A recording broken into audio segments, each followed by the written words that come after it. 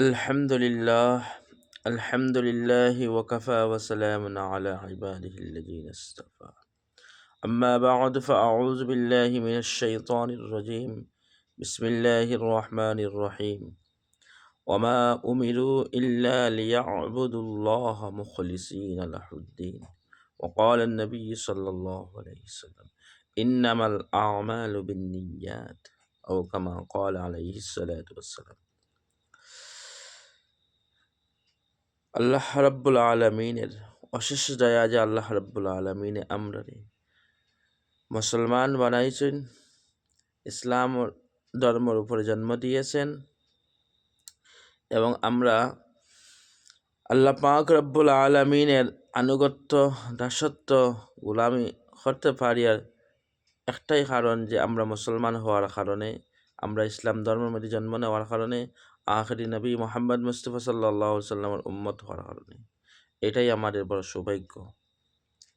সুতরাং আমরা আল্লাহ রাব্বুল আলামিনের যদি ইবাদত বন্দেগী করি, তাহলে আমি যে আয়াত তিলাওয়াত করেছি, এই আয়াতের মধ্যে আল্লাহ পাক বলেন, আমার আনুগত্য, আমার দাসত্ব, আমার গোলামি, আমার আইন, আমার কথা, আমার নিয়ম নীতিগুলা যদি মানো, তাহলে খালিসভাবে খলুসিয়তের সাথে একনিষ্ঠভাবে আমার দাসত্ব, আমার ইবাদত করো, আমার আনুগত্য করো। ওমা উমিরু ইল্লা লিয়াবুদুল্লাহ মুখলিসিনা লাহুদ্দিন। আমি এইটাই হুকুম দিয়ার যে একমাত্র শুধুমাত্র খলুসিয়তের সাথে, এখলাসের সাথে একনিষ্ঠভাবে আমি আল্লাহ রাব্বুল আলামিনের ইবাদত করো। আল্লাহ রাব্বুল আলামিন আর কোনো হুকুম দেন নাই, একটাই হুকুম দিয়েছেন। এর প্রেক্ষাপটে আল্লাহ নবী সাল্লাল্লাহু আলাইহি সাল্লাম বুখারী শরীফের মধ্যে, হযরত ইমাম বুখারী রাহমাতুল্লাহি আলাইহি, তিনি বুখারী শরীফের মধ্যে প্রথম হাদিসটা এনেছেন এই জন্য, আমরা যত আমল কর্ম, যত কাজ কর্ম যা করি না কেন, আমরা মানুষ দেখাইবার জন্য করতে পারি, মানুষের সামনে আমরা ভালো হওয়ার জন্য করতে পারি, মানুষের সামনে আমরা শ্রেষ্ঠ এবং শ্রেষ্ঠ এবং ক্ষয়ের ভালো হওয়ার জন্য করতে পারি, মানুষ আমাকে ভালো বলবে এই জন্য করতে পারি। যদি আমাদের এই হাদিসটা, এই কথাটা, এই বাক্যটা যদি মনে থাকে, যদি, তাহলে আমরা সমস্ত আমল, সমস্ত কাজ, সমস্ত কর্ম আমরা সঠিকভাবে করে নিতে পারবো।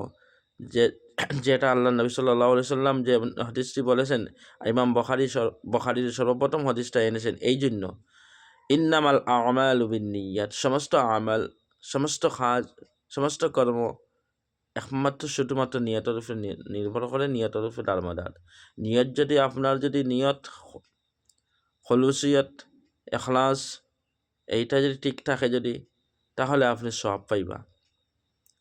যদি আপনার নিয়ত শুদ্ধ থাকে যে আমি একমাত্র শুধুমাত্র যত আমল কর্ম, যত কাজ কর্ম, যত কর্ম কর্ম, সমস্ত কর্ম কাজ আমি আল্লাহ রাব্বুল আলামিনকে সন্তুষ্টি করার জন্য, আমি আল্লাহ রাব্বুল আলামিনকে রাজি করার জন্য, আমি আল্লাহ রাব্বুল আলামিনের খুশনদি হাসিল করার জন্য, এবং আল্লাহ নবী সাল্লাল্লাহু আলাইহি সাল্লামের ইত্তেবা অনুসরণ করতাম, আল্লাহ নবী সাল্লাল্লাহু আলাইহি সাল্লামের তরিকা মুআফিক, এটাই আমার আল্লাহ নবী সাল্লাল্লাহু আলাইহি সাল্লাম উপরে সন্তুষ্ট থাকতা।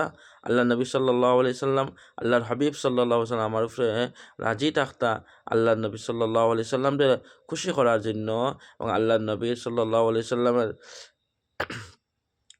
সন্তুষ্টি করার জন্য আমি এই আমল করি আর এই কাজ করি, আর এবং আল্লাহ রাব্বুল আলামিনের সন্তুষ্টি অর্জনের জন্য।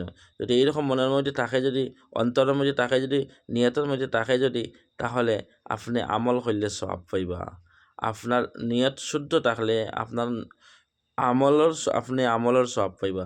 সুতরাং আমরা যত আমল কর্ম, যত কাজ কর্ম, আমি একমাত্র আল্লাহরে সন্তুষ্টি করার জন্য, আল্লাহরে পাওয়ার জন্য, আল্লাহরে খুশি করার জন্য, আরও কাউকে নয়, আরও কোনো ব্যক্তিকে নয়, কোনো মানুষকে নয়, আমি একমাত্র আমার খালিক, আমার মালিক, রাজ্জাক, একমাত্র মাওলা আল্লাহ রব্বুল আলামিন রে রব্বুল আলামিনকে সন্তুষ্টি করার জন্য, রাজি করার জন্য আমি সমস্ত আমল করি যাই আর একমাত্র শুধুমাত্র। সুতরাং এই জন্য যদি আমরা কোনো আমল করে যেতে পারি, তাহলে আমরা ইন্নামাল আমালু বিন্নিয়াতের অন্তর্ভুক্ত হতে পারবো, আর তাহলে আমরা আমলের সওয়াব পাইমু। না হলে আমরা আমল করে যাইমু, আর সেই আমলের কোনো সওয়াব, কোনো বিনিময়, কোনো আজর, কোনো পুরস্কার আমরা পাইতাম না, বা বিফল হয়ে যাবো। আর যত এবাদত, যত দাসত্ব, যত গোলামি, যত আল্লাহর হুকুমগুলা মানতে যদি হয়, তাহলে একমাত্র খালিসভাবে, খলুসিয়তের সাথে, একনিষ্ঠভাবে আমরা আল্লাহ রাব্বুল আলামিনের কথা মানিয়ে চলতাম, আনুগত্য করতাম, দাসত্ব করতাম, তাহলে আমরা দুনিয়ার মধ্যে ফিদ দুনিয়া ওয়াল আখিরা, ইহকাল এবং পরকালের মধ্যে সফলতা অর্জন করতাম পারবো। লাআল্লাকুম তুফলিহুন, আশা করা যায় কামিয়াব হতে পারবো। ওমা আলাইনা ইল্লাল বালাগ, ওয়া আখিরু দাওয়ানা আনিল হামদুলিল্লাহি রাব্বিল আলামিন।